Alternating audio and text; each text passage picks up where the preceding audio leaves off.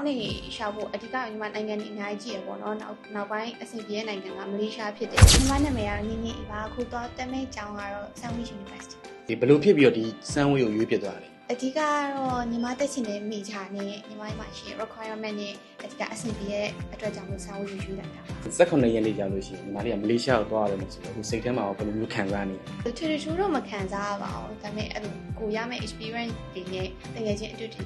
ထပ်တွေ့ဖို့ကတော့အများကြီးတော့စိတ်လှုပ်ရှားဘရိုယူနီလေးမလေးရှားကိုဘယ်ကနေပြီးတော့စတည်ဖြစ်တာလဲညီမအကြောင်းနေရှာဖို့အဓိကညီမနိုင်ငံနေအများကြီးကြည့်ရပေါ့နော်နောက်ပိုင်းအဆင်ပြေတဲ့နိုင်ငံကမလေးရှားဖြစ်တယ်ညီမကတော့မလေးရှားကိုအဓိက focus လုပ်တဲ့ agency နဲ့အတိုင်ပင်ချင်တယ်ပေါ့နော်အဲ့တော့ရှာရင်းနဲ့ဒီလူကြီးလေးဟို TikTok ကနေဆက်သွယ်ပြလိုက် rating ပေးရမယ်ဆိုလို့ရှိရင်ရော10တော့9တော့ why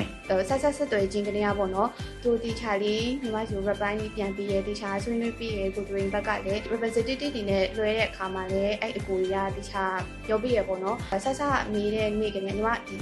ကာလာတစ်ခုကြာအထိပေါ့နော်သူတီချာပြောပြီးရညီမမရတီချာပြောပြီးရညီမတော့တော်တော်မေးရတယ်ပါတယ်ပေါ့နော်ဆိုတော့သူအဲ့ဒီကိုတီချာဖြေပြီးရတော့ကတော့ညီမတော်တော်အဆင်ပြေ22ရက်နေ့ gathering ကိုညီမလေး join ပြအောင်ဟုတ် join ပါ